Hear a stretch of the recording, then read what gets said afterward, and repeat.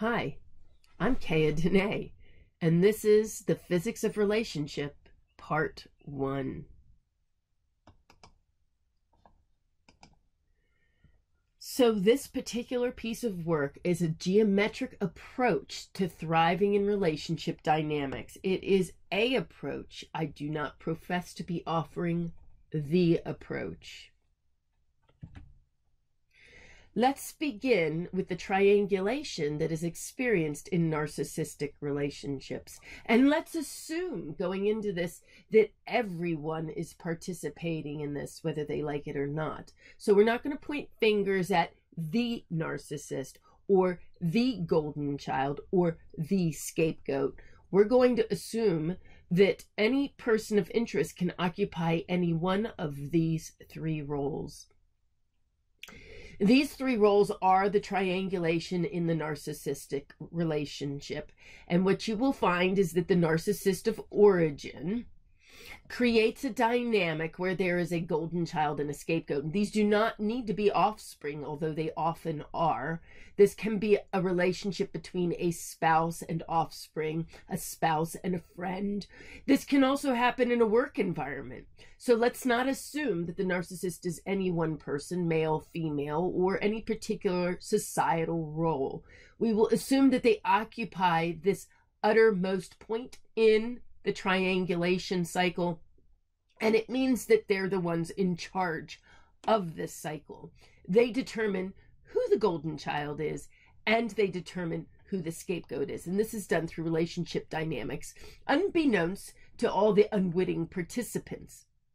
So let's move along. How does this work? Well, there's another triangle, ironically, matches beautifully, and that is one of the drama triangle. And in the drama triangle, there is a victim, a rescuer, and a persecutor. There must be someone in each of these roles. Now, it is possible for one person to occupy more than one role in this triangle, and someone who is adept at the drama triangle will have fun switching roles and occupying whichever role is convenient. So I am often asked, how is it that the narcissist always seems to be able to end up looking like the victim? And this is how. It is through triangulation and the narcissistic triangulation dynamic along with the drama triangle. So let's take a look at how these two meet, because they are very important to understanding just how we are all being manipulated in our interpersonal relationships. So we have the narcissistic triangulation triangle, and we have the narcissist as represented by N, the scapegoat represented by S, and the golden child represented by G. Again, these are roles. And then we also have the drama triangle. Again, roles: victim, rescuer, and persecutor. You will notice that the narcissist and the victim are in opposite mirror roles. This is how it is done, folks. And this awareness of this dynamic is theirs. I am now making it yours as well. This is how the narcissist becomes the victim. They leverage triangulation as they are adept at doing. This is how they relate to people. And they leverage the drama triangle to just switch roles when convenient. Often, you will find, these are here for a reason, that the scapegoat is often identified as a rescuer and the golden child a potential persecutor. They are set up beautifully to follow in the narcissist's path. And that is for another video, maybe part 2. So what happens here? Well, in this particular triangle, the narcissist in charge, this is the person high in narcissistic traits with power in this particular paradigm. They operate through conditional regard. It is an intellectual maneuver, and it is done through this conditional off and on again regard.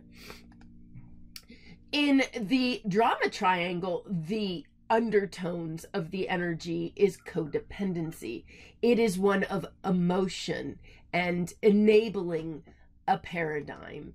In both triangles, it is based on unmet needs. So don't expect anything good to happen as long as you're engaging with any one of these triangles.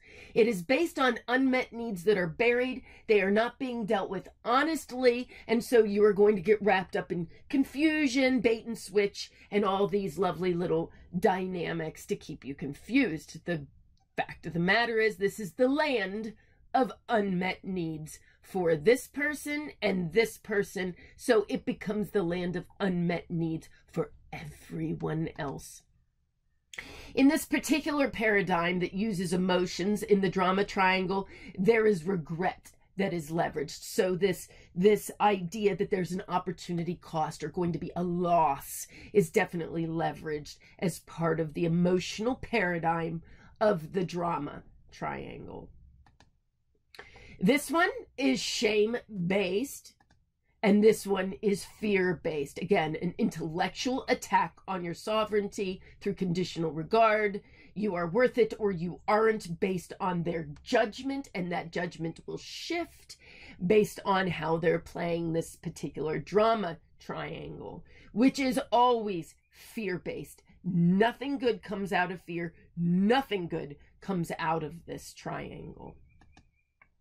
So what's interestingly enough, as we look at these geometric patterns, is that these triangles are just two that are based on a polygon, which is this rectangle in the center, which we will deep dive into other videos. I have been told, Kaya Dene, bite-sized chunks, and so we will stick with meeting the needs of a few people in this particular paradigm. We have identified how the narcissist becomes a victim. We have another question to answer, and that is, how do we get under the narcissist's skin?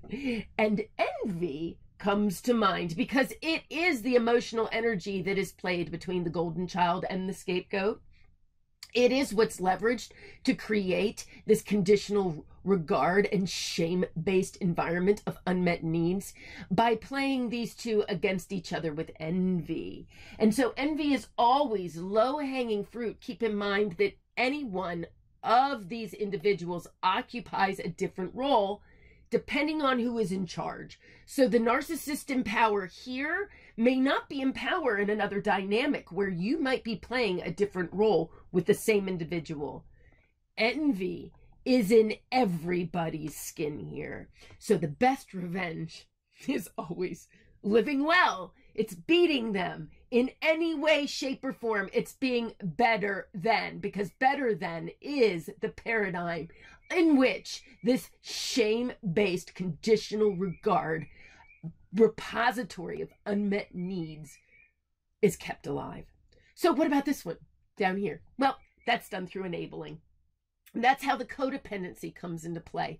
So anyone who's wrapped up in either one of these triangles is involved in an envy and enabling paradigm.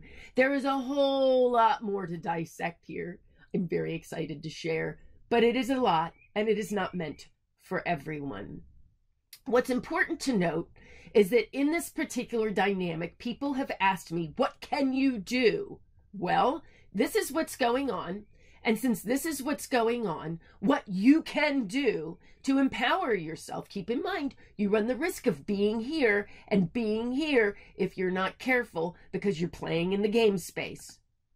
But what you can do is you can change the roles. And you can also play on and leverage the energy. Be careful. Be careful how you play this game, because you are new to it, and they do this like breathing air. Good luck, Godspeed, and I cannot end this video without showing gratitude to the following influencers who have helped me to see this paradigm and share it with you. May I feed them as they have fed me. Thank you.